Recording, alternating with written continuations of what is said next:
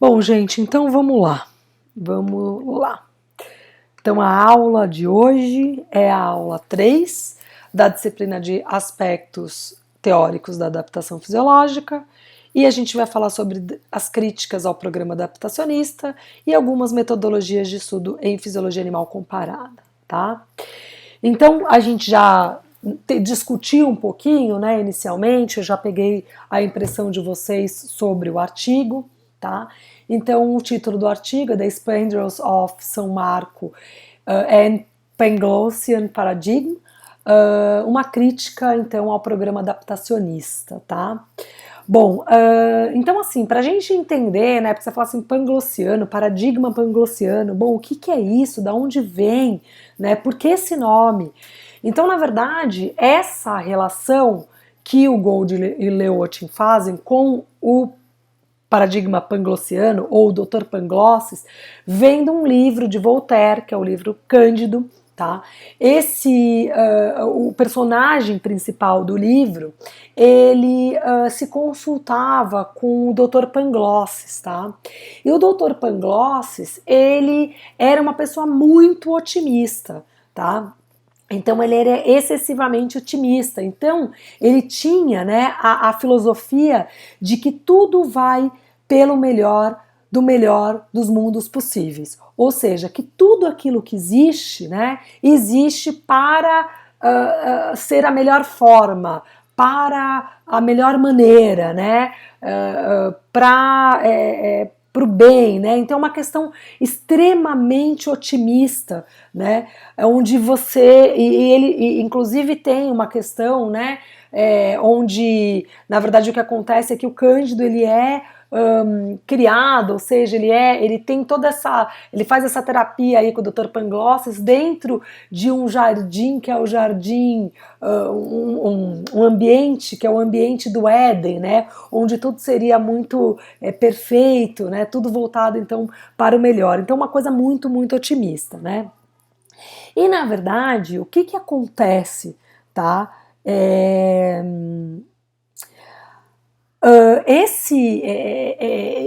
O Gold ele começa a fazer essa crítica, tá? E a chamar essa coisa do paradigma panglossiano, ou seja, tudo vai pelo melhor do melhor dos mundos possíveis, tá?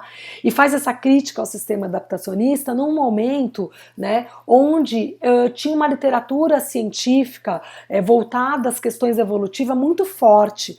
Então o que que acontece? Tinha muita coisa sendo publicada na época, tá?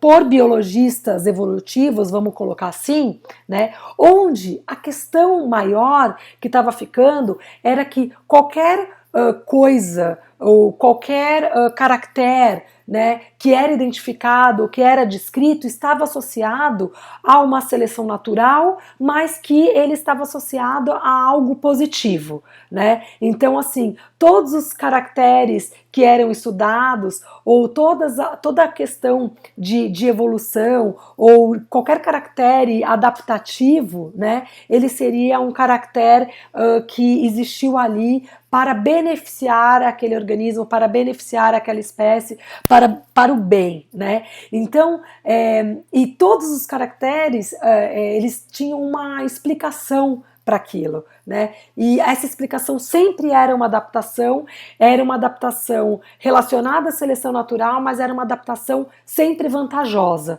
Então, na verdade, como começou a sair um monte de trabalho, né, sobre essa questão de adaptação, né, onde biólogos evolutivos, né, publicavam muito, e essa questão da adaptação sempre de uma maneira muito positiva, né, e sempre adaptação como explicação de tudo, né, aí o Gold pegou e fez essa crítica. Olha, é o seguinte, então, se todas as características, né, todos esses artigos, toda essa ciência que está sendo produzida, se a explicação é sempre adaptação, e a adaptação ela é sempre vantajosa, então vocês estão no mundo, né, num paradigma panglossiano, né? Vocês estão sendo então aconselhados pelo Dr. Pangloss, né? Que é um indivíduo que tem a sua filosofia baseada então no otimismo extremo, né? Então sempre buscar uma explicação positiva, e essa explicação positiva estava sempre baseada numa adaptação, ou seja, tudo era uma adaptação e a adaptação era sempre vantajosa, né? Então ele começa a chamar isso de programa adaptacionista, ou seja, você não está fazendo ciência, você está simplesmente utilizando a adaptação para explicar qualquer coisa que você encontra, né? E aí ele faz uma série de críticas, né? Que aí eu selecionei algumas críticas que o Gold, né, e o Lewontin fazem, eles apresentam nesse trabalho, né? Então é uma crítica ao programa adaptacionista. Você não está fazendo ciências, você participa de um programa onde tudo é adaptação e eu vou te criticar. E como as adaptações são sempre vantajosas, então você está sendo aconselhado pelo Dr. Pangloss, onde tudo vai pelo melhor, no melhor dos mundos possíveis. Então essa é a questão maior, né? Essa literatura científica toda que estava sendo produzida à época, com essa característica, gerou esse desconforto, né, no Gold e no Lewontin, que são paleontólogos, que sempre trabalharam, né, com essa questão de adaptação, mas gerou essa situação para eles desconfortável e eles, então, fizeram esse trabalho, que foi um trabalho pesado, foi um trabalho, uma crítica dura, né? Então, apesar dele ter utilizado aquela linguagem mais filosófica, mais difícil, né? A crítica é uma crítica muito dura, né? E isso acabou repercutindo bastante, né? Inclusive gerando muitas reflexões, né? Eu não sei se vocês viram, mas no artigo do Bennett ele cita muito o Gold, né? Ele cita o Gold por diversas vezes, né? Quando ele explica, inclusive, questões de adaptativas, né? Então, na verdade, essa foi uma reação desses autores, desse cientista, a uma coisa que estava acontecendo ali na época, né? E que foi um marco, realmente pegou pesado, né? Vamos dizer assim, foi algo que impactou os biólogos, então, que trabalhavam com o tema de adaptação à época, tá? Bom, e ele diz que as bases, né? Existem algumas bases, então, do programa adaptacionista, tá? E aí alguns pontos aqui que eu vou colocar para vocês, né? Ele usa, na verdade, como exemplo, na verdade, os espandreus da Catedral de São Marcos, tá? Então, na verdade, eu vou mostrar a Catedral de São Marcos, tá? Que é a figura, na verdade, na qual ele se baseia central, e que é aqui, né? Você tem a abóboda central. E aí, na verdade, voltando aqui um pouco, o que ele critica, né? Exatamente aquilo que eu falei. Olha, a seleção natural é um agente otimizador. Ela sempre seleciona aqueles com caracteres mais bem adaptados ao ambiente. Então, na verdade, tudo que é explicado pela seleção natural é sempre, todas as características são explicadas pela seleção natural e são características sempre bem adaptadas, né? Então sempre com aquele agente otimizador, né? E o que ele coloca, na verdade, é que a adaptação ela acaba sendo uma explicação para qualquer coisa. Então vamos voltar aqui na Catedral de São Marcos para vocês entenderem um pouquinho, né? A gente tem a abóboda central e a gente tem um conjunto de 4 arcos. Olha, um arco, o outro arco está aqui, esse aqui é o terceiro arco e esse aqui é o quarto arco, né? Então o que acontece? Quando o arquiteto ele desenhou lá a Catedral de São Marcos, então ele falou, olha, então vamos desenhar aqui os arcos, né? E esses arcos todos eles vão então dar abertura, né, para essa parte central, para essa abóboda central. Legal, beleza, ótimo, uma arquitetura maravilhosa. Bom, mas aí o que acontece? No momento em que ele desenha e constrói esses 4 arcos, o que acontece? Eu tenho essa região aqui que são os espândreos. Tá? E o que o Gold ele diz, né? Ele diz o seguinte, que na verdade esses espândreos eles são uma consequência, né, da formação, né, da construção desses 4 arcos. E porque esses espândreos estavam ali, resolveram então fazer uma pintura sobre ele, tá? Então o que ele está dizendo? Ele está dizendo o seguinte, isso é uma consequência. Agora, para o adaptacionista, para o indivíduo do programa adaptacionista, a formação desse espândreo ela foi previamente pensada, ou seja, ela não é uma consequência, ela tem um motivo para existir, tá? Que não é a formação desse arco, ou seja, se pensou na existência nesse desenho desses espândreos e então numa pintura que iria naquele local. Então o que acontece? Você divide o todo em partes, né? Então os espândreos seriam uma parte do todo e você começa a dar explicação para cada uma das partes.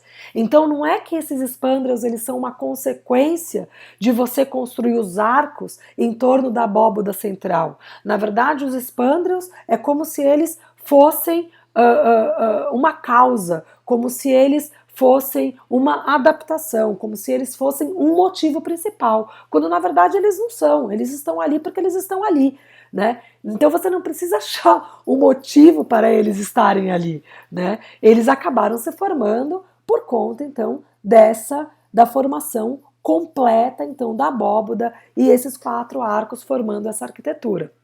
Então ele dá esse exemplo, quer dizer, é como se os espândreos da Catedral de São Marcos tivessem que ter uma explicação única, separada, exclusiva, né? Quando na verdade eles estão ali porque eles estão ali. E aí o indivíduo que estava construindo a capela, né, ali a igreja, a abóboda, enfim, né, olhou e falou assim, vamos pintar, já que ele existe, vamos pintar, né, e não que ele foi feito, né, de propósito, e não que ele foi um objetivo, né, não que eles objetivaram esses espândreos, né, então é isso, ele faz essa relação, né, então o que ele quer dizer? Nem tudo é uma adaptação, tá? Nem tudo é benéfico, nem tudo é positivo, às vezes as coisas acontecem ou as características elas existem como uma consequência de uma outra, às vezes elas existem sem nenhum motivo, né? Enfim, às vezes elas não são benéficas, né? Às vezes aquilo não é uma adaptação, né? Então é isso que ele quer dizer. Então o espândreo ele apareceu ali, né? Pela formação ali da abóboda, mas não necessariamente ele tem um motivo maior, né? Ou existiu a intenção de fazer aquele espândreo. Não, ele é uma consequência, ele estava ali, resolveram pintar. Ou seja, ele veio junto, né? Então, essa é a questão, essa é a crítica e essa é a relação que eles fazem. Nem tudo tem uma explicação, nem tudo é para o bem, nem tudo nem toda adaptação ela é positiva, nem tudo aquilo que você carrega é uma adaptação. Quer dizer, cuidado, né? Parem de agir dessa forma. Né? Então é essa crítica que ele faz e é essa relação que ele faz com os espândreos da Catedral de São Marcos, tá? Que eles não eram o objetivo, eles simplesmente foram uma consequência do desenho da abóbada central, tá? Então ele faz essa crítica, né? Primeiro, né? Então vocês pegarem ali o artigo do Gold, ele começa, né? Falando dessa questão, depois ele dá um exemplo ali, né, dos povos astecas, né, que sacrificavam pessoas humanas e comiam. E aí, por exemplo, se isso fosse explicado por um adaptacionista, o adaptacionista ia dizer que, na verdade, eles sacrificavam pessoas e comiam as pessoas, ou seja, faziam canibalismo, porque, na verdade, a explicação para isso seria que essas pessoas precisavam de proteína para comer. Entendeu? Então, quer dizer, você justifica então o sacrifício de pessoas num ritual por astecas e depois os astecas comendo essas pessoas como uma coisa positiva, a necessidade daqueles seres humanos em comer proteína, né? Quando na verdade a gente sabe que não é. Então é mais ou menos isso. Tá? Você dá sempre uma justificativa adaptativa e sempre uma justificativa positiva para aquele caractere. Né?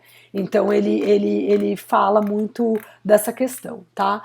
Bom, ele na verdade faz uma outra crítica, né? Aqui que ele diz que na verdade no programa adaptacionista os estudos que estão dentro do programa adaptacionista, ou seja, que estão dentro dessa linha, né? Que eu comentei para vocês que tudo é uma adaptação, enfim, ele na verdade e adaptação sempre benéfica, né?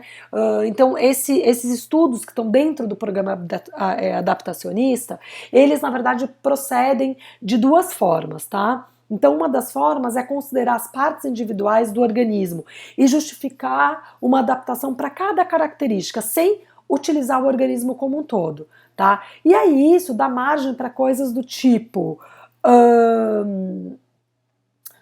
eu tenho nariz porque existe o óculos, né? Quando a gente sabe que o nariz, na verdade, ele é uma característica, né? Ele é um caractere, ele é uma estrutura, né, respiratória, que provavelmente ele apareceu em função de você melhorar, então, o seu processo respiratório, né?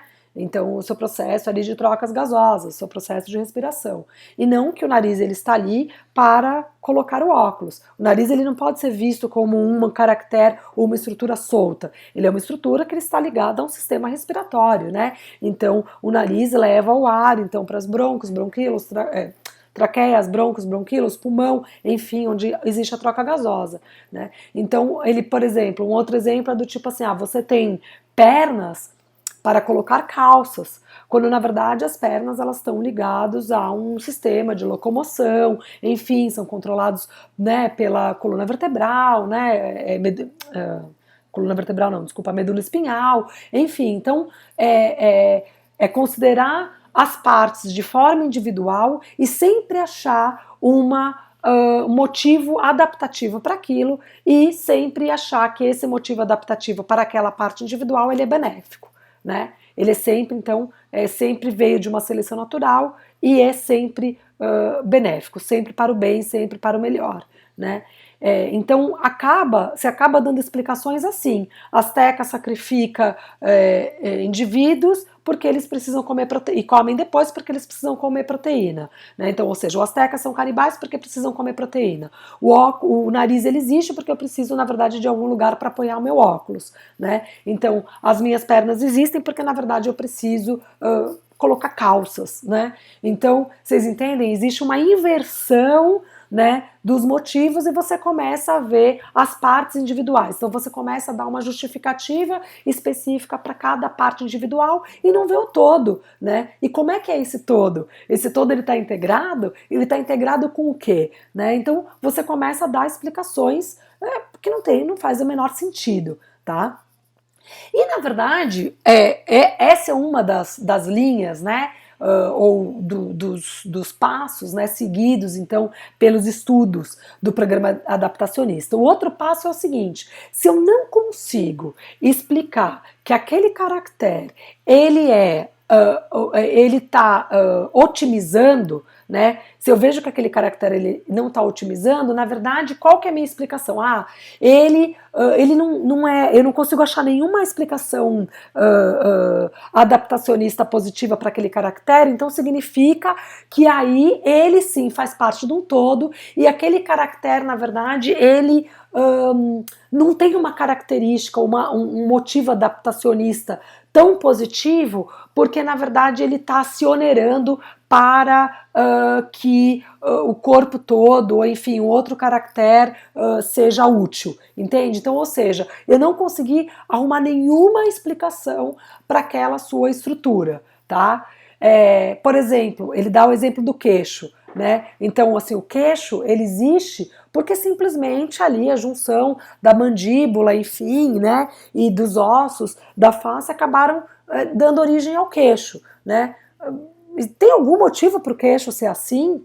Né? Ele tem alguma função? Não, ele não tem nenhuma função. Ele simplesmente é dessa forma porque, na verdade, é a forma dos ossos da face. Então, se é algo que eu não consigo explicar, o que eu vou dizer? Na verdade, eu não tenho nenhuma explicação adaptativa ou funcional positiva para o queixo, porque na verdade ele ficou sem essa funcionalidade em detrimento a outra parte que é muito funcional. Entende? Então, tudo é uma adaptação. Ora eu consigo explicar positivamente, ou se eu não conseguir explicar positivamente, simplesmente como se fosse um custo para ter um benefício maior, que seria um conjunto, ou para ter um benefício maior de alguma outra parte isolada, certo? Quando na verdade aquilo não traz benefício nenhum, aquilo não traz diferença nenhum, aquilo só é assim porque é. Porque os ossos cresceram e se juntaram daquele jeito e aquilo não tem nenhum motivo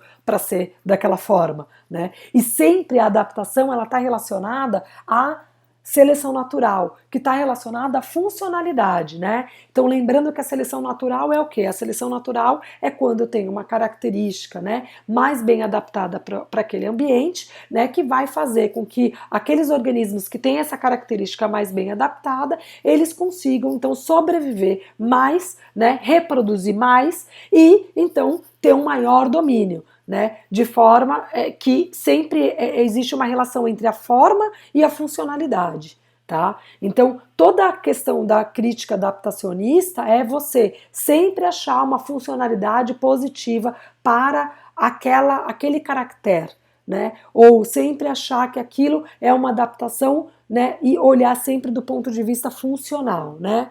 Então, tem essa questão, né? Essa crítica grande que ele faz. Ele não considera o organismo como um todo, mas ele encontra justificativa adaptativa para cada característica, né? E não pensa que aquilo às vezes não precisa de nenhuma justificativa, aquilo não tem motivo nenhum para ser daquele jeito, né? E que existe o quê? Um organismo completo e que na verdade as coisas elas estão ligadas dentro de um organismo, né?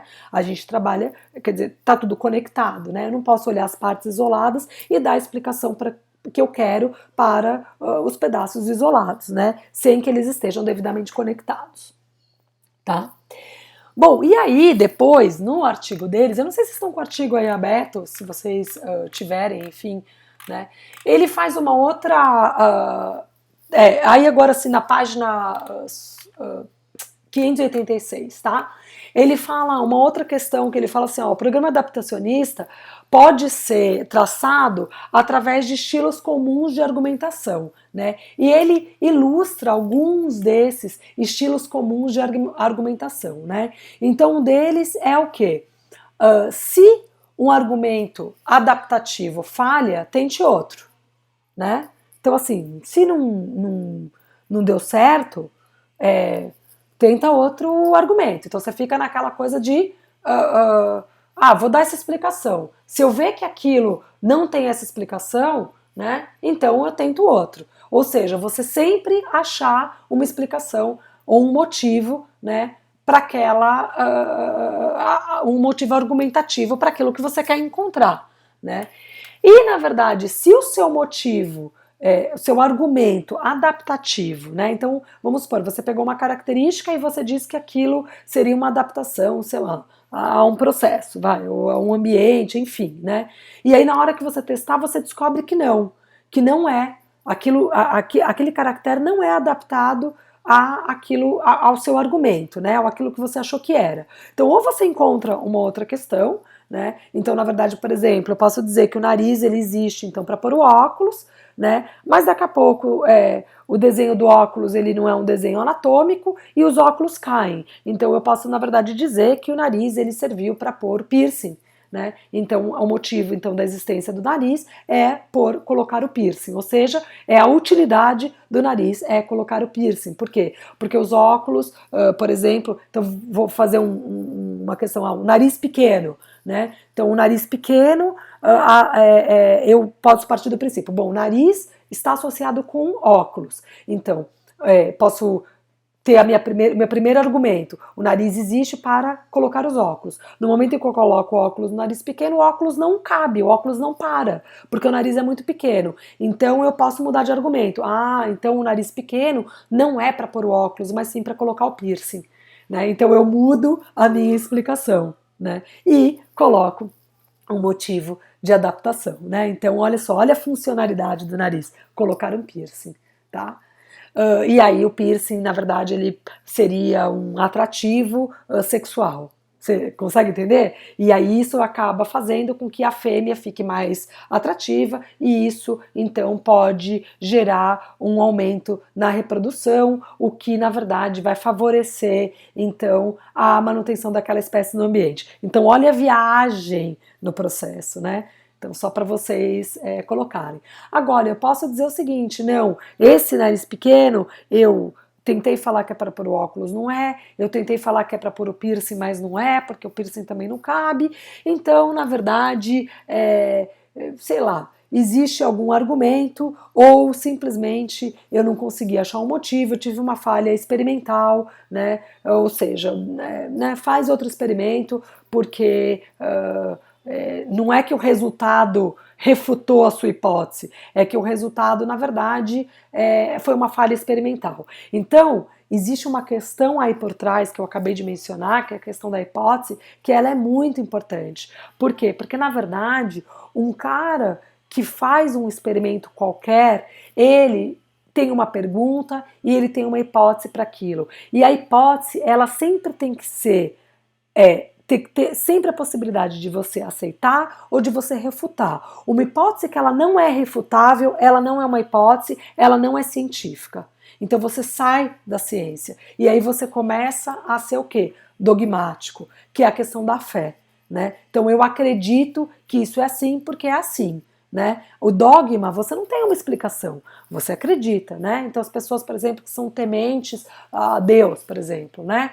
Bom, é dogmático, você acredita que ele existe porque você acredita, você não tem nenhuma explicação, né? Então, enfim, pessoas que são, por exemplo, isso acontece muito com religião, é muito comum, né? Você não tem uma explicação para aquilo, você nunca viu aquilo, você não tem como comprovar que aquilo existe, aquilo não é factual, mas você simplesmente acredita naquilo, tem fé naquilo. E aí, isso diferencia a ciência da não ciência. Né? A ciência ela é factual, você precisa de fatos, você precisa provar que aquilo é verdade, você precisa juntar A mais B e dar C, juntar de novo A mais B e dar C, juntar de novo A mais B e dar C, né? Então, assim, se você juntar A mais B e dar D, a sua hipótese que ia dar C, ela foi refutada e ela deu D. Mas ela é factual. Você tem os fatos, você tem números, você tem visualização, você tem quantificação, você tem detecção, você tem. Acho que eu já falei visualização. Agora, dogma, que é a questão da fé, não, você acredita porque você acredita. Não é factual. E nem precisa ser. Né? Então, existe essa questão. No momento em que você não acha que a sua hipótese pode ser refutada, ou que não exista nada que refute a sua hipótese, você não está fazendo ciência, você está fazendo outra coisa dogmática, de fé, mas isso não é ciência. Por isso que agora, né, hoje, a gente está com uma discussão muito forte, né, principalmente por essa questão da vacina, né, então, a ciência, né, essa coisa de a gente ter que ficar exaltando a ciência e ter que, né, gente, cientificamente comprovado aqui, é factual. A ciência, ela não a favor de A, a favor de B, ela não é o que eu quero, ela não é o que você quer, ela é o que ela é, entende?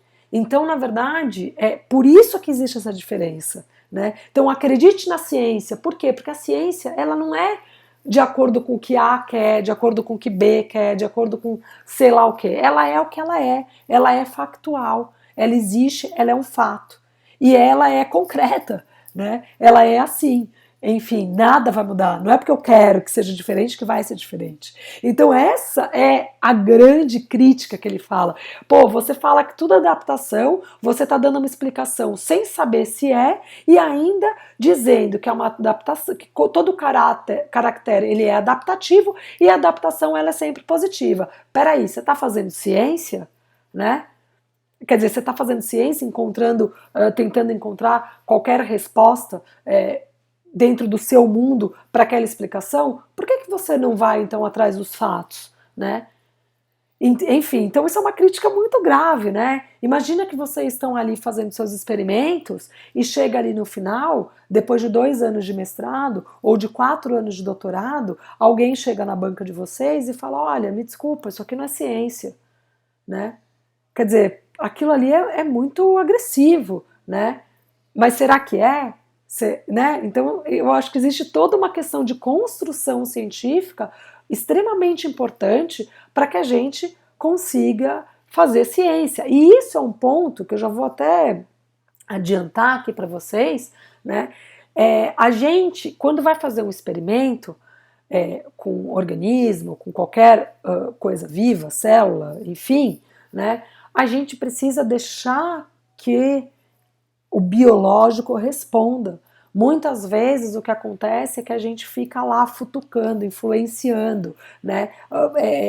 Não, a gente quer que seja assim. Então você já sai com aquela hipótese, assim, aquela minha hipótese, aquilo tem que ser assim, aquilo tem que dar certo. E muitas vezes a gente acaba, né, usando aí essas questões do programa adaptacionista, não necessariamente relacionada à adaptação, mas mascarando ou não visualizando ou não querendo olhar um resultado, né, ou alguma coisa que é oriunda do seu experimento. A gente não deixa os animais, as células, enfim, responderem por si, né? E aí quando você começa a colocar tudo aquilo que você quer, as suas vontades dentro de um resultado, você não está mais fazendo ciência, né?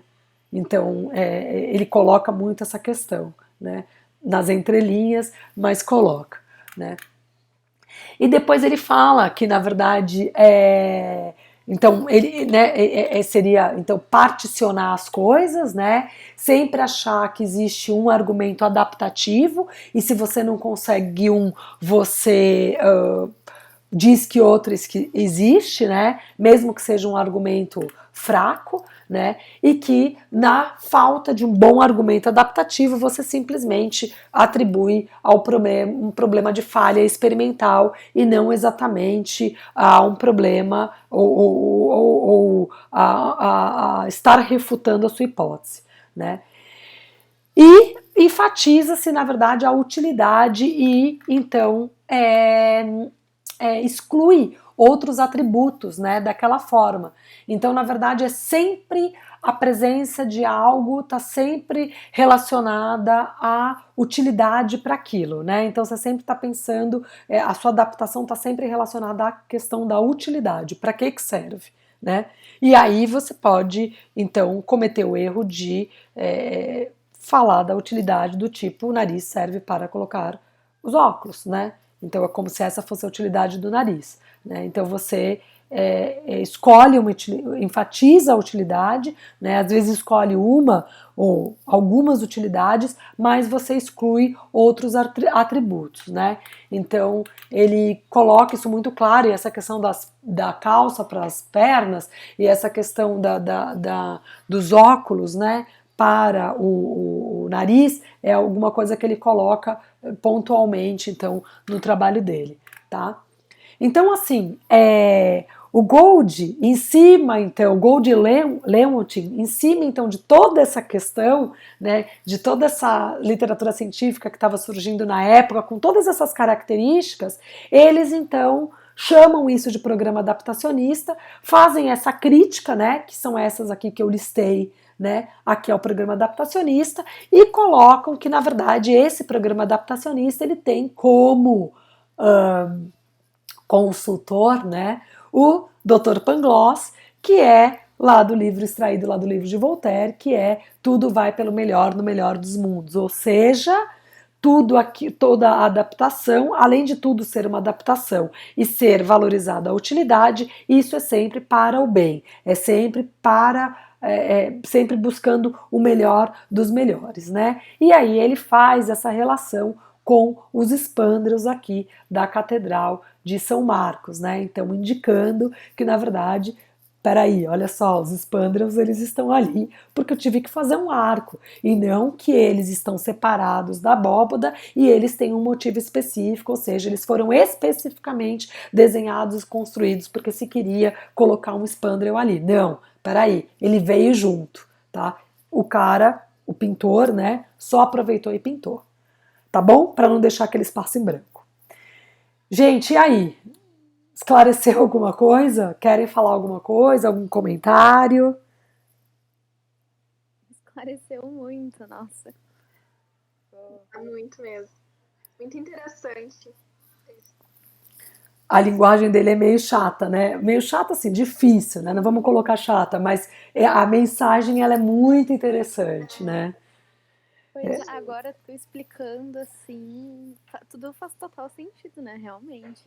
Mas na hora da leitura, eu acho que para ela ser tão complicada, fica difícil de conseguir sacar o que eles estão tentando dizer com tudo isso, sabe? Sim, ela é uma leitura amassante, ela não é uma leitura fácil, né? E ela é uma leitura rebuscada.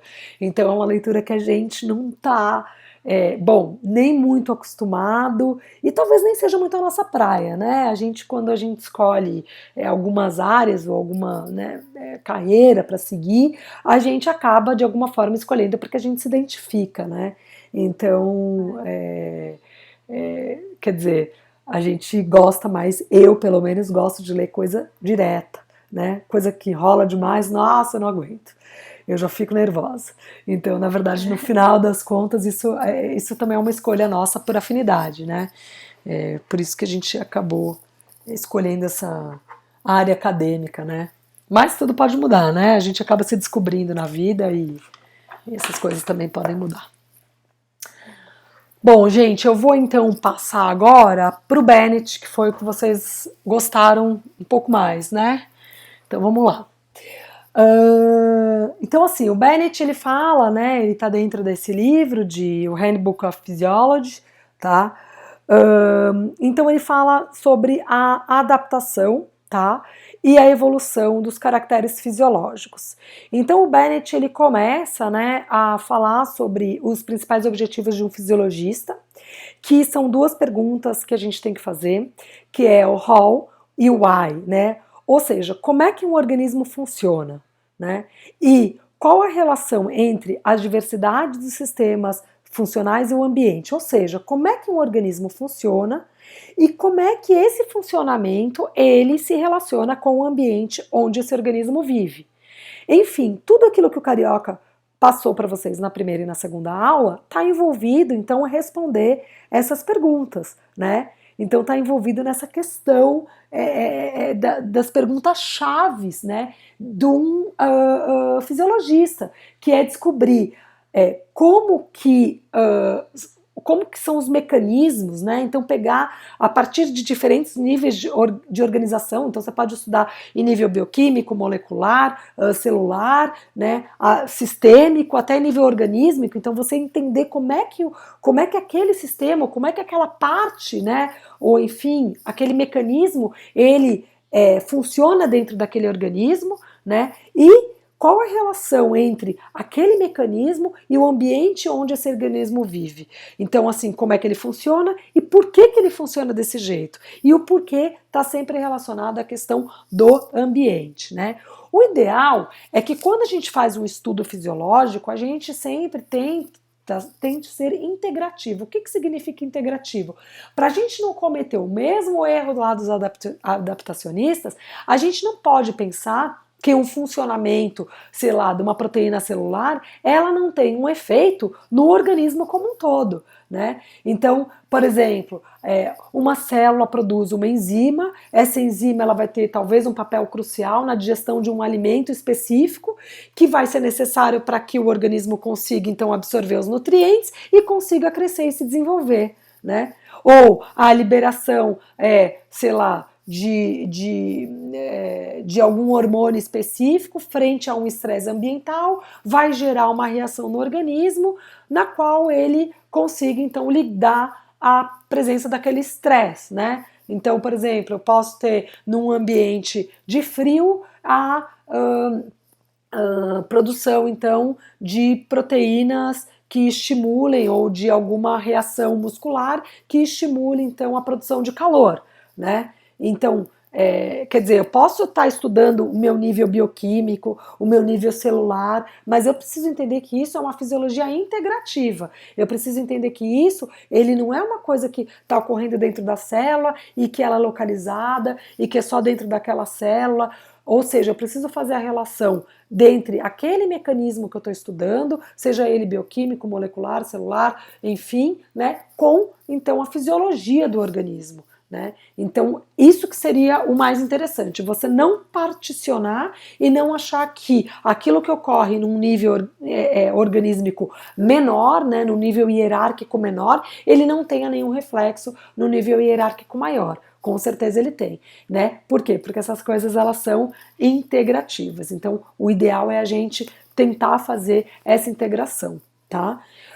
E sempre fazer a relação com o ambiente. Quer dizer, por que um organismo funciona de uma forma e não de outra? Né? Será que isso tem a ver com o ambiente? Quer dizer, enfim, Como é que a gente sabe? Né? Então você pode fazer um experimento clássico de fisiologia, pegar esse organismo, colocar em temperaturas diferentes e ver se ele reage da mesma forma, se ele reage de diferentes formas, né?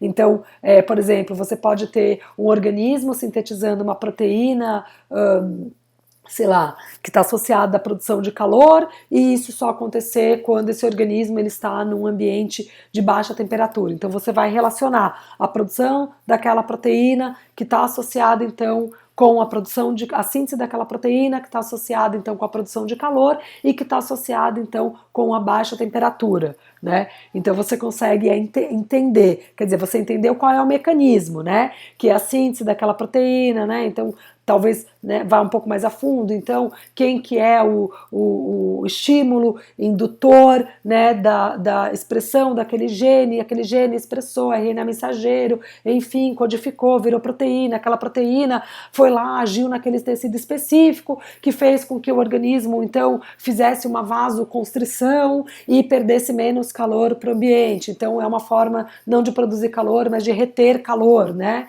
Ou fez com que houve o tremor muscular, que é uma forma então de você produzir o calor, enfim, né? Então, na verdade, você tem toda aquela questão mecanística, né? Desde então o estímulo, que foi aquilo que o Careca falou, o estímulo, a síntese, a elaboração da resposta, né? A expressão daquela resposta, e você tem o motivo, né, pelo qual você teve aquela resposta, que é a relação com o ambiente. Então, lembrando lá da aula 2 do Carioca, né, que tem aquela questão. Então, você tem um estímulo, esse estímulo é percebido por um órgão receptor, né, sensorial. Esse órgão receptor sensorial, ele vai, então, fazer toda uma conexão interna, sistema nervoso central, enfim, né, vai haver a elaboração de uma resposta, e essa resposta ela vai ser dada, e o organismo vai passar a expressar essa resposta, né? Então ele vai ter um fenótipo dessa resposta, né, em função desse determinado estímulo. Então, na verdade, o estímulo e a resposta estão muito relacionados ao quê? Ao ambiente, né? Mas como esse estímulo, né, qual foi a via, né, que ele traçou e como é que foi a elaboração mecanística da resposta, isso tem a ver com o how, como é que é. Tá? Agora, aqui a gente tem que pensar em duas coisas importantes, que é assim, qual é o parâmetro que você vai escolher para responder as suas perguntas? Então você tem que entender aqui, e isso pode puxar lá da primeira e da segunda aula, que a medida que você vai escolher para responder a sua pergunta, tá? Ou responder às suas perguntas, ela tem que estar relacionada com aquilo que você está analisando. Então, me corrijam, mas se eu não me engano, o Carioca comentou com vocês, aliás, explicou para vocês a relação causa-efeito, né? E explicou para vocês que para a gente, então, conseguir ter uma relação causa-efeito ou responder às nossas perguntas, a gente precisa, então, ir atrás de atores que se conectam, né? Ele deve ter dado o exemplo para vocês, não sei se ele deu, do rádio do carro e do pneu gasto. Ele deu esse exemplo para vocês? Não chegou a comentar esse exemplo. Porque, Não, esse não. então, porque na verdade quando a gente fala da relação causa-efeito, né, um exemplo clássico é o seguinte, o Euclides, que era o professor de adaptações lá, quando eu fiz o meu mestrado, ele sempre dava esse exemplo. Ele falava, bom, nem toda relação de causa e efeito é uma relação de causa e efeito. A gente precisa prestar muita atenção, tá? Porque, olha só, eu montei um gráfico onde eu tenho uma relação linear linear positiva, né? Aquela que é uma reta, né? Reta, né? Progressiva, né? Então, onde eu tenho num eixo o gasto do meu pneu e eu tenho no outro eixo quantas vezes eu liguei meu rádio. E se eu plotar nesse gráfico a quantidade de gastura, né? Detesto essa palavra gastura, que eu acho que ela nem existe, né? Mas se eu plotar num gráfico quanto o meu pneu tá ficando careca, né? Ou quanto o meu pneu tá sendo gasto, né?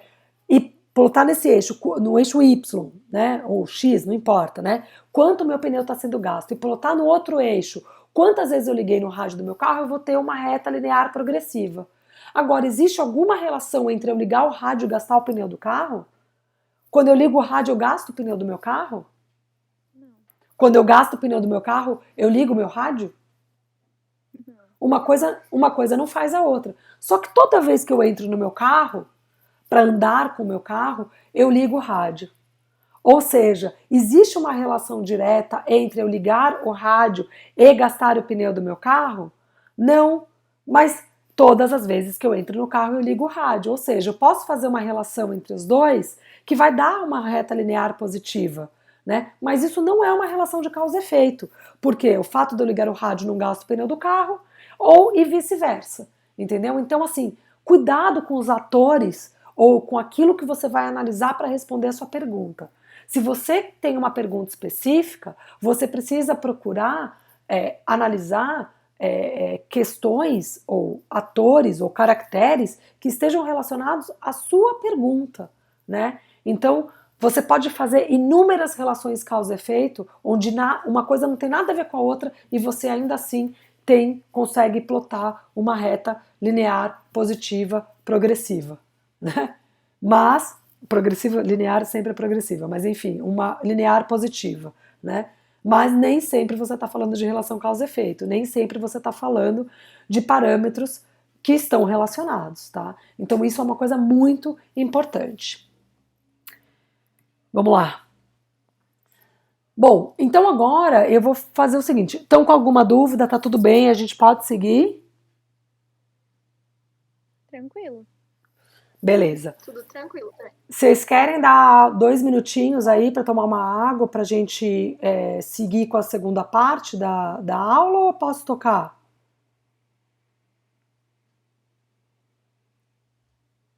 Por mim, pode seguir. Não sei se alguém quer pausar.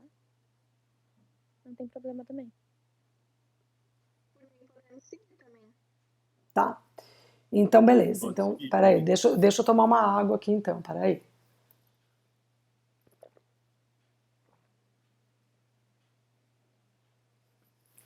Então, vamos lá. Bom, aí o Bennett, depois então que ele fala, que ele vem com essa questão, né, então, das características, né, falando então essa questão, o que é, quais são as questões, os principais objetivos de um fisiologista, né, e dele conceituar o how e o why, né, ou seja, como funciona e por que funciona, né, e depois, ali no final, deixa eu achar, ele coloca uma coisa que eu acho muito legal, antes de falar dos experimentos, peraí, aqui, ele fala uma coisa que eu gosto muito, né? Que assim, para você explicar como os organismos são, né? E para vocês, ele fala o seguinte, que na verdade a gente precisa fazer desenhos experimentais e a gente precisa estudar a fisiologia comparativa para explicar como os organismos são, né? Do jeito que eles são, tá?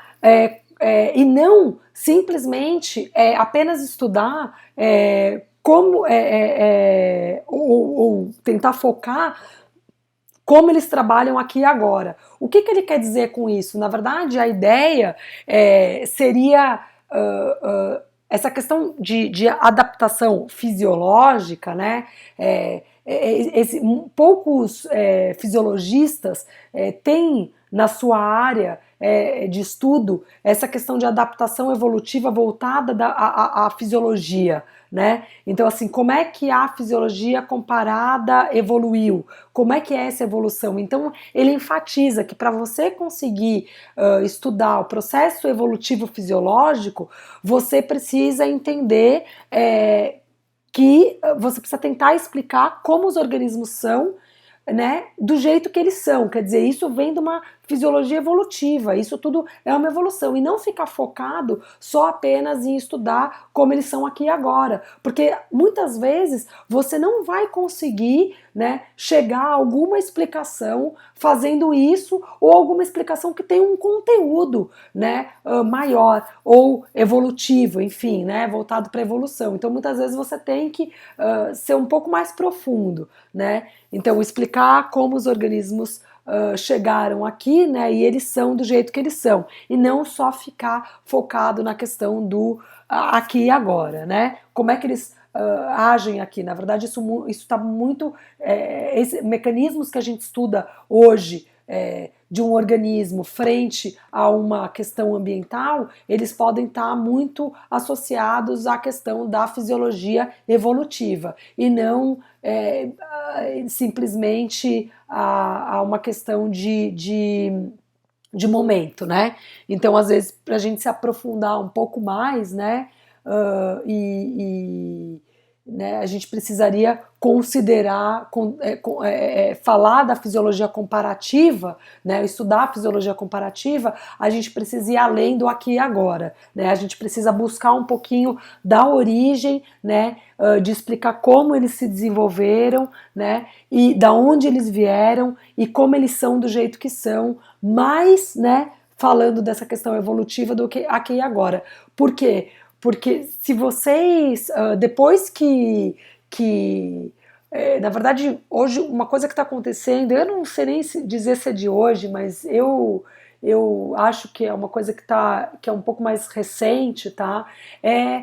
Muitos trabalhos de fisiologia, né, ou muitos trabalhos, enfim, mecanísticos, né, tem ali, num certo momento, quando a gente faz um estudo de fisiologia comparativa, onde a gente estuda diferentes organismos, né, a gente muitas vezes recorre à questão filogenética, e às vezes a gente vê que organismos muito próximos filogeneticamente, eles parecem muito mais distintos, né? E organismos mais distintos parece que são mais próximos. Então, na verdade, a gente tem talvez processos adaptativos ou processos fisiológicos que não têm a mesma origem, né? E que às vezes o resultado fisiológico é o mesmo, mas o mecanismo que leva aquele resultado fisiológico não é o mesmo, são bem diversos. Né? Então, essa questão da gente ter o apoio filogenético para questões de fisiologia comparativa é muito interessante, porque a gente consegue, inclusive, perceber, né, ajuda a gente a estudar essa questão da evolução de aspectos fisiológicos, né, a evolução de respostas fisiológicas dentro dos grupos. Tá? Outra coisa importante, tá? Tocando um pouco nesse assunto da filogenia, enfim, a gente quando faz fisiologia animal comparada, tá? A gente tem que tentar de alguma forma comparar coisas que são mais comparáveis, né? Então, o ideal é que você tente comparar as respostas fisiológicas de organismos que pertençam ao mesmo grupo. Né?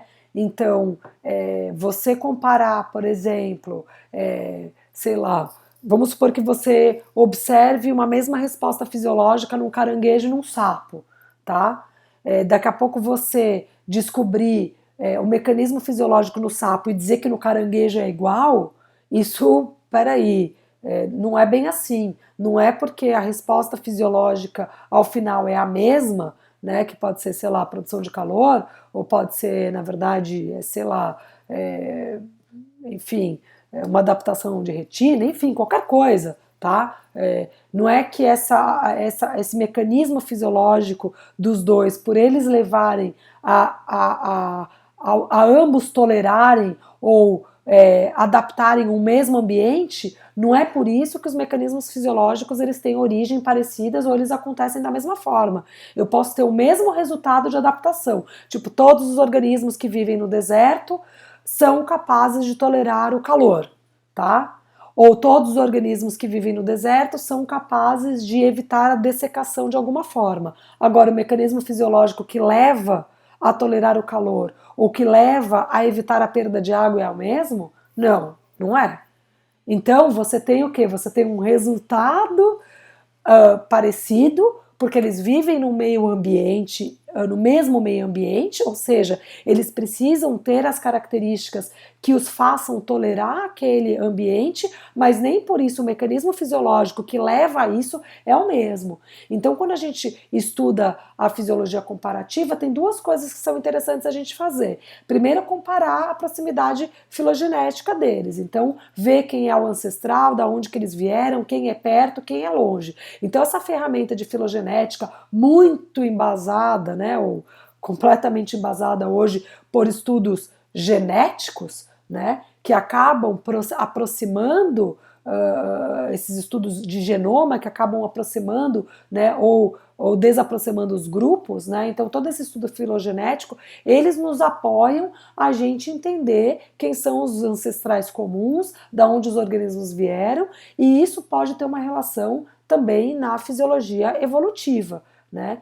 Então a gente, quando faz fisiologia comparada, a gente pode comparar diferentes espécies? Pode, mas a gente não necessariamente precisa dizer que o mecanismo fisiológico ou o processo fisiológico é o mesmo para chegar no mesmo resultado, tá? Então, quando a gente faz uma fisiologia comparativa e vocês quiserem focar um pouquinho na questão de evolução fisiológica, o ideal é que vocês peguem organismos, né, que são mais próximos, né?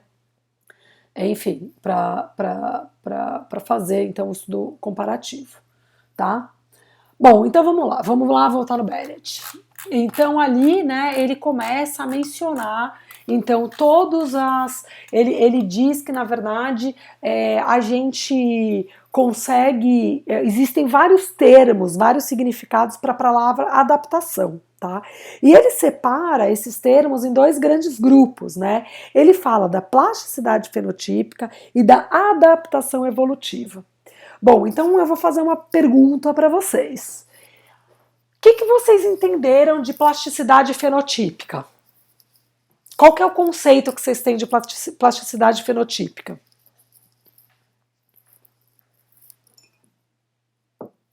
Do organismo conseguir alterar não só o que a gente enxerga, assim, né, morfologicamente, mas também nos processos fisiológicos, de acordo com não só o ambiente, né, que a gente viu que pode ser uma alteração ontogenética, também podia ser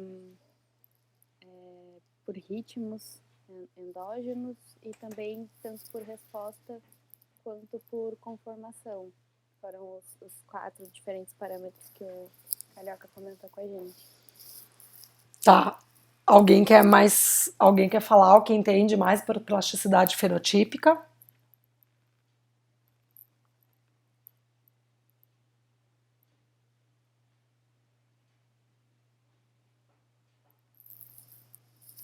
Ninguém mais quer arriscar?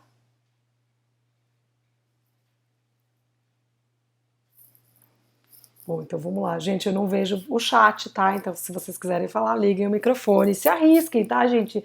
Essa aula é uma aula, a gente tá só nós 4. Fiquem à vontade, tá? Participem da aula, tá? É um dos poucos momentos que a gente tem para filosofar sobre essas questões, tá? Mas a Júlia que respondeu, né, Júlia? Isso. Tá. A plasticidade fenotípica, ela é isso mesmo, ela é uma... o Carioca, na verdade, já na aula passada, colocou os vários aspectos da plasticidade fenotípica, mas é você, então, apresentar um conjunto de respostas frente a uma condição ambiental, tá? E essa é plástico por quê? Porque você pode, frente a uma condição, você pode, por exemplo, aumentar a expressão de uma enzima e se a condição mudar, você pode, então, suprimir a expressão dessa enzima e vice-versa. Então, na verdade, você, por exemplo, né, vou dar um exemplo clássico, você tem uma dieta rica em açúcar, então você começa a produzir mais insulina. No momento que a sua dieta fica pobre em açúcar, você começa a produzir menos insulina, né? Então, se você... então, assim, dependendo da característica, né, do ambiente, se tiver frio, você pode fazer vasoconstrição, se tiver calor, você pode fazer vasodilatação. Então, na verdade, esses mecanismos fisiológicos, né, que não é tão simples assim, né, a gente tem vários atores ali que levam a essas respostas fisiológicas, elas são respostas que elas permitem, né, que a gente, então, tenha uma reação àquele ambiente que faça com que a gente fique melhor, né, mais bem aclimatado àquele ambiente, tá? E que a gente consiga tolerar aquele ambiente, né? Então executar todas as funções que a gente tem que executar, tá? e a gente não passa de pai para filho, né? Então, assim, toda plasticidade fenotípica, ela tem uma base genética de fundo, tá? Você não consegue expressar nenhum tipo de fenótipo se você não tem uma base genética, mas a plasticidade fenotípica é uma coisa que acontece aqui e agora, e ela não passa para prole. Então, se você é uma pessoa que você vai na academia todos os dias e fica super forte, musculoso, o seu filho não vai mais nascer musculoso. Ele pode ter uma predisposição genética de desenvolver o músculo rapidamente? Pode, mas ele não vai nascer musculoso, né? Então, é isso, a plasticidade fenotípica não é algo que é herdável, é um conjunto de respostas mecanísticas que você apresenta frente a uma condição, né? Frente a um estímulo, né? E esse estímulo, ele vem, então, da condição ambiental, tá?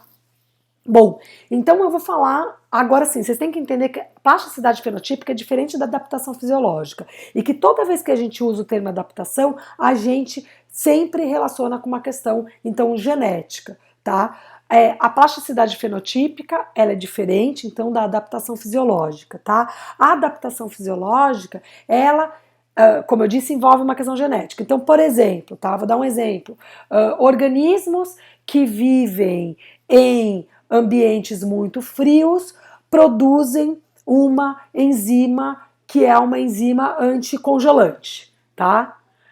Organismos que vivem num ambiente quente não produzem essa enzima anticongelante, né? Bom, talvez os organismos que vivem nesse ambiente quente não consigam, né? Não tenham essa adaptação, ou seja, este gene, né? Que faça com que haja a produção de enzima anticongelante, sendo que essa enzima anticongelante ela é sintetizada e secretada, né? Enfim, e ela age para que o organismo não congele e consiga se adaptar àquele ambiente de frio, aquele ambiente extremamente frio. Agora, nós estamos falando o quê? De um gene que produz uma enzima, né? Ou que se expressa e produz uma enzima que leva ao indivíduo conseguir sobreviver naquele ambiente de frio, né? Então, existe um fundo aí. Né? Ou, por exemplo, alguma coisa epigenética, né? Você tem uma pressão ambiental que faz com que você silencie ou ative genes dentro do seu genoma.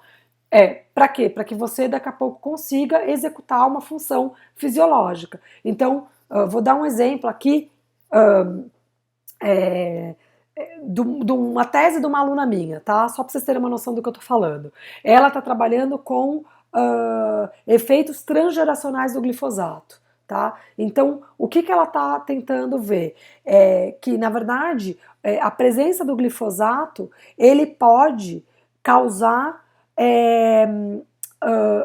uma herança epigenética, ou seja, o glifosato ele pode metilar, tá, alguns genes, tá, que é o que? Inativar alguns genes, tá, e isso a mãe passa para o seu filho.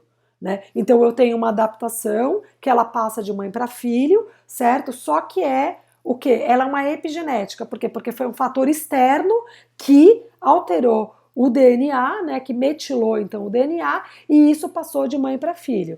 Agora, isso pode ser uma adaptação, né? Isso pode gerar um efeito positivo, né? Então daqui a pouco eu posso, o glifosato pode metilar alguns genes que me façam ficar mais bem adaptado, ou seja, tolerar o glifosato, ou eu posso então, ele pode inativar genes que na verdade façam com que eu tenha uma prole fraca, uma prole defeituosa, entendeu?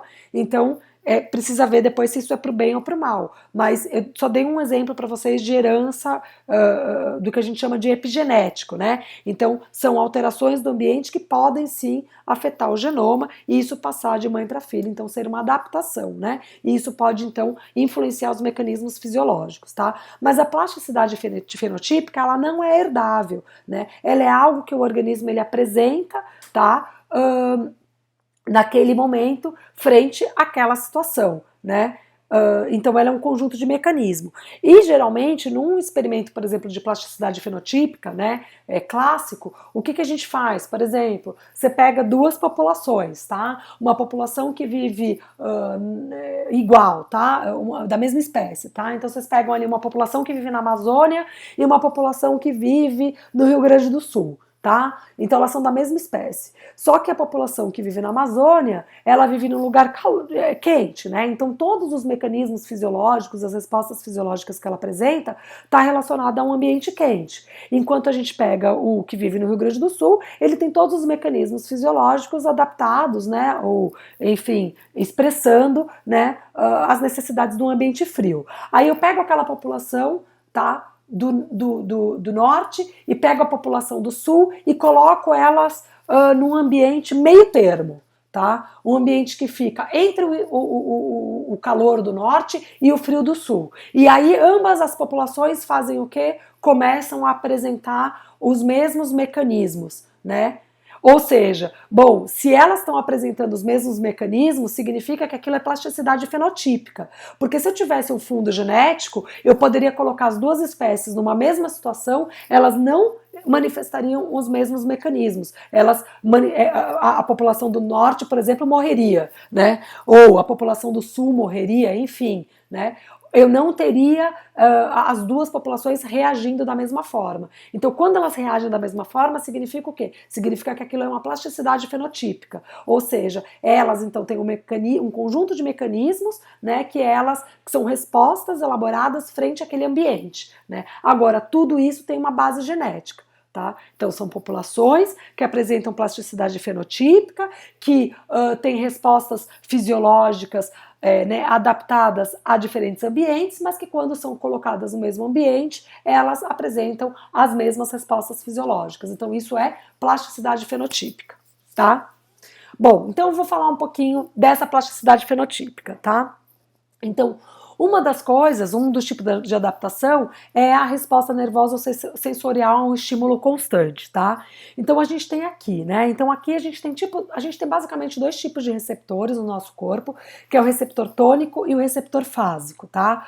O receptor tônico, ele é um receptor que ele é de adaptação lenta. O que significa? Significa que ele fica informando o cérebro por um certo período de tempo aquele estímulo, tá? Então, por exemplo, os receptores de equilíbrio, eles são receptores tônicos. Ele precisa informar para o meu cérebro por um bom período de tempo que eu estou de pé, que eu estou de pé, que eu estou de pé, que eu estou de pé, porque senão o que vai acontecer? Se ele não estiver informando, eu posso me desequilibrar e cair, né? Então, ele precisa informar porque eu preciso estar com tônus muscular nas minhas pernas para que eu consiga, então, ficar de pé, né? Agora, um receptor fásico, ele é um receptor que qualquer mudança mínima no estímulo, ele é muito, muito sensível, mas ele dá na entrada e na saída do estímulo, ele dá o aviso, mas ele não fica o tempo todo te informando. Então é o caso do cheiro. Então, por exemplo, você passa o perfume de manhã, você fala, nossa, tô super cheirosa. Meio-dia você não tá mais sentindo cheiro de nada, né? Só que, na verdade, quem chega perto de você fala, nossa, que cheirosa, que perfume é esse? Aí você fala assim, não, já passou. Não, não passou. Os seus receptores olfativos, eles, na verdade, se adaptaram àquilo. Tá? Por exemplo, a hora que você coloca um casaco, você sente o casaco pesando sobre o seu ombro. Só que você não fica o tempo todo sentindo o casaco, né? Você só sente ou quando você lembra dele, né, propositalmente, ou quando você tira o casaco, né? Então, não é algo que fica te informando o tempo todo. Então, isso é um tipo de adaptação. São receptores, né, sensoriais que eles se adaptam, né, de forma que eles só informam quando o estímulo chega, quando o estímulo sai ou quando existe alguma alteração no estímulo, justamente para que não haja, então, um colapso nervoso de você ficar sentada de casaco, sentindo todo o tempo o casaco nas suas costas, né? Enfim, então é uma maneira de não colapsar, tá? Depois a gente tem síndrome de resposta fisiológica a uma situação de estresse. Aqui, na verdade, por exemplo, na resposta à fuga, né? Então, o que acontece? Quando você tem um momento de luto, uma reação de luto, uma reação de fuga, você tem uma série de reações, de mecanismos, né, enfim, né, que são ativados simultaneamente para gerar uma resposta, né? Então, por exemplo, você tem o hipotálamo liberando a corticotropina, que por sua vez faz a adenoprófise liberar o hormônio que vai estimular a liberação de adrenalina, né, ou de cortisol pelo córtex da adrenal, na verdade, ou de cortisol. Depois você tem a ativação do sistema nervoso simpático, que vai também ativar a medula da adrenal para liberar adrenalina e noradrenalina. Isso vai aumentar o fluxo na corrente sanguínea, isso vai relaxar os músculos, né? Esqueléticos, né, mas o músculo cardíaco vai acelerar, né? Então, ou seja, você tem uma série de atividade neural, tá? E hormonal combinada que faz com que você se prepare então para a luta ou para a fuga, né? Então é uma síndrome. Isso é também considerado uma adaptação, que são respostas combinadas que ocorrem de forma combinada, né, para que você consiga então aquela reação. E obviamente isso é plasticidade fenotípica, tá? Bom, uma outra que eu não considero uma resposta e que ele coloca ali é a habituação, tá? A habituação, na verdade, ela não requer mecanismos, tá? Ela, para mim, não entra dentro de plasticidade fenotípica. A habituação é simplesmente quando você se acostuma com um lugar, tá? Na verdade, ela até pode, você pode falar assim, professora, eu estou num ambiente super iluminado. Quando eu entro num ambiente escuro, passa um tempo, eu começo a enxergar. Isso não é uma habituação? Isso pode entrar dentro do processo de habituação, mas eu diria que isso entra aqui numa resposta nervosa. Você tem uma resposta nervosa de produção, né, de rodopsina, enfim, para que você consiga enxergar no escuro. Então isso também é uma forma de você se adaptar e isso pode acontecer durante um processo de habituação. Então, na verdade, a habituação, por exemplo, você vai fazer um ensaio comportamental. O que você faz?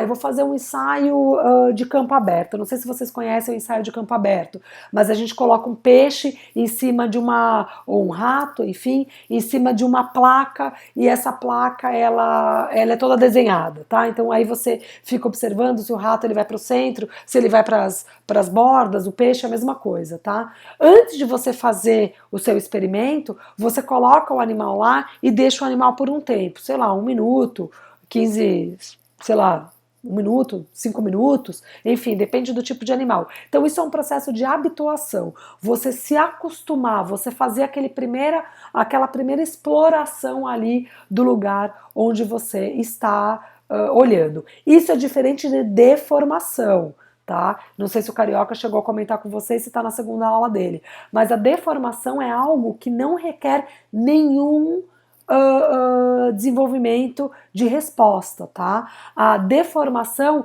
é o vento bater na árvore. Quando o vento bate na árvore, todas as folhas elas vão para um lado. Aquilo é uma resposta? Não, aquilo é uma deformação, tá? Por exemplo, você sai na rua, bate um vento, seu cabelo voa. Aquilo é uma resposta? Não, aquilo é uma deformação.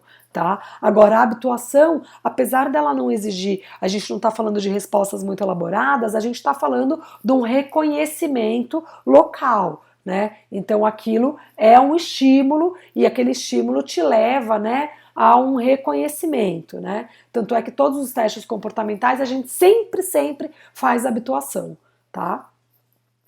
E aí vem a aclimatação e a aclimatização, que o Carioca já mostrou esses slides para vocês, né, que é o mecanismo de tolerância e o mecanismo de resistência, né, então a aclimatação acontece em laboratório, a aclimatização acontece em campo, né, e é quando a gente, então, dado aquela situação, aquele ambiente, aquelas condições abióticas, a gente desenvolve uma série de mecanismos, respostas, para que a gente consiga tolerar, né, não resistir, tolerar aquele ambiente, né? Então aqui tem esse exemplo clássico, né? Então a gente tem aqui 2 isópodos terrestres, tá? Então a gente tem 2 tatuzinhos, né, de 2 espécies diferentes, tá? Uma representada pela reta aqui verde, né? E a outra pela azul. Então, na verdade, o que acontece? Quando eles estão em 10 graus, a faixa de tolerância deles varia de -10 a 45 graus. Eles conseguem... A tolerância não, né? A tolerância é aqui, ó. varia de -5 a mais ou menos 40 graus, ou seja, eles conseguem executar as suas funções fisiológicas e sobreviver dentro, então, dessa faixa, né? O que acontece? Saiu da zona de tolerância, eu começo a ter, então, a mortalidade, né? Então, eu entro numa zona de resistência. Esse organismo ele vai morrer, é só uma questão de tempo, tá? E se eu aclimato eles a 30 graus, vocês veem que a zona de tolerância, ela muda, ela sai de, sei lá, 5 graus e fica entre 5 graus e 45 graus. Então, na verdade, vocês estão vendo, existe uma variação da zona de tolerância e da zona de resistência, né? Isso acontece por quê? Porque esses organismos, eles estão aclimatados a uma condição abiótica e essa condição abiótica, né, essas condições abióticas são estímulos que vão fazer com que ele, então, expresse, né, uma série de mecanismos, né, que façam com que eles sobrevivam naquele ambiente. Então veja bem, se eu pego um organismo que está aclimatado, tá, a 10 graus, tá, eu pego ele aqui, então ele sai de uma temperatura de -5 graus, se eu coloco ele numa temperatura de 50, desculpa, se eu pego esse organismo que está aclimatado a 10 graus, tá? Eu pego ele numa temperatura de -5 e eu coloco ele numa temperatura, sei lá, de 45, ele vai morrer, tá? Mas se ele estiver aclimatado a 30 graus, ele não vai morrer, tá? Então, a aclimatação, ela faz com que o organismo, de certa forma, expresse mecanismos que permitam ele se aclimatar, né? Se acostumar com aquela condição abiótica, tá? Então é isso. E aí quando você muda a zona de tolerância e a zona de resistência, você diz então que esse organismo ele está ou não aclimatado àquela condição, tá? Bom, e aí essas 4 características, elas são sinônimos de adaptação, mas elas entram dentro de um conjunto de plasticidade fenotípica, tá? Depois a gente tem as adaptações que são mais evolutivas, tá? Então a gente tem a adaptação genético-darwiniana, tá? A adaptação genético-darwiniana é aquela clássica, né? Então a gente tem organismos que têm caracteres tudo com uma base genética, né? Eles expressam aqueles fenótipos e aquele fenótipo ele é mais bem adaptado àquele ambiente e por isso aquele organismo então ele consegue, ou aquele grupo de organismos que tem aquele fenótipo mais bem adaptado àquele ambiente, ele consegue então sobreviver e talvez se sobressair frente aos outros grupos que começam a se extinguir, né? E na verdade por exemplo, se você for pensar, o que é uma adaptação positiva? É você ser grande? É você ser pequeno? Ou é você fugir, conseguir fugir bem do seu predador? É você conseguir fugir bem do seu predador, né? Então, na verdade, tanto faz você ser grande ou você ser pequeno. Se você tem uma boa capacidade de fugir, com certeza você vai sobreviver mais. Tá? Então, na verdade, são características, né, que passam ao longo das gerações, de pai para filho, e que estão relacionadas à questão da seleção natural, tem essa relação com a seleção natural, né? Por exemplo, o aparecimento, que é um exemplo que o Bennett dá, o aparecimento da glândula de Sal, né? O aparecimento da glândula de Sal, o que é? É uma adaptação para a regulação iônica e osmótica, né? E o resultado dessa adaptação também é considerado uma adaptação, que é a própria glândula de Sal, tá? Então, a glândula de Sal, o aparecimento dela tem um fundo genético, ela é bem adaptada, porque na verdade ela consegue fazer uma regulação iônica e osmótica de aves marinhas que ingerem alimentos e água com muito sal, né? E a glândula em si é um resultado de adaptação, tá? Depois, a existência de um caráter benéfico ao organismo em circunstâncias especiais ou num determinado ambiente. Então, na verdade, isso se mistura um pouco com aquilo que o Bennett chama de alternativas para explicar a adaptação, que é a questão da herança histórica, tá? Então eu já vou adiantar isso aqui para vocês. Na verdade, a herança histórica, ela pode ser algo vestigial, ou seja, que não tem nenhuma utilidade, mas que você traz aquilo porque o seu ancestral tinha. Então, por exemplo, olhos em organismos que vivem em caverna. Tem utilidade? Não, não tem, porque a caverna é escura, você não precisa de olho para nada. Mas ele existe, ele pode estar ali. Apêndice, né? O apêndice, ele existe para alguma coisa? Não, ele não tem nenhuma utilidade, mas ele está ali, tá? Então, na verdade, você pode trazer algo como uma herança histórica, só que isso pode virar uma pré-adaptação, né? O que seria uma pré-adaptação? Na verdade, uma característica que você traz do ancestral comum, que tinha uma finalidade no ancestral comum, você pode achar uma outra finalidade. Então, por exemplo, aves com bicos duros, tá? Então, as aves com esses bicos duros, elas desenvolveram esses bicos por conta de um alimento que elas comiam que tinham que quebrar a concha, por exemplo, né? Ou quebrar a carapaça desse alimento, tá? Então vamos supor, elas trouxeram essa característica do ancestral comum. Hoje não tem mais necessidade dos bicos delas serem duros em função do alimento, porque talvez a alimentação tenha mudado, mas elas utilizam o bico para se defender dos seus predadores, que viraram outros. Né? Por exemplo, para espantar algum predador. Então, o que você está falando? Olha só, é um caractere que é uma herança histórica, que veio de um ancestral comum, tá? E que hoje ele tem uma função diferente daquela que ele tinha no ancestral comum. Isso é uma pré-adaptação, tá? E uma outra questão que a gente nem fala que isso é uma adaptação, né? Enfim, mas o Bennett coloca lá que é uma estrutura, uma função ampla necessária à sobrevivência, mas que não tem nada, nenhuma relação com a adaptação a nada em particular, né? Então, por exemplo, o DNA, né? O fato então do material genético estar organizado da forma como ele está, seria uma adaptação ao quê? A você conseguir reunir o material genético, você conseguir otimizar a expressão dos seus genes, né, e dos seus fenótipos, você conseguir proteger esses, sei lá, seu material genético de alguma forma, enfim, pode ser, mas a gente não chama isso, né? A gente não fala, isso é uma adaptação. Isso é uma forma, um significado que ele coloca ali, que ele aborda, né? Ou a mitocôndria. A mitocôndria é uma adaptação à respiração aeróbica, né? Ok, pode ser um sinônimo de adaptação, mas enfim, é uma estrutura com uma ampla função, mas que não tem nenhuma relação com uma situação em particular.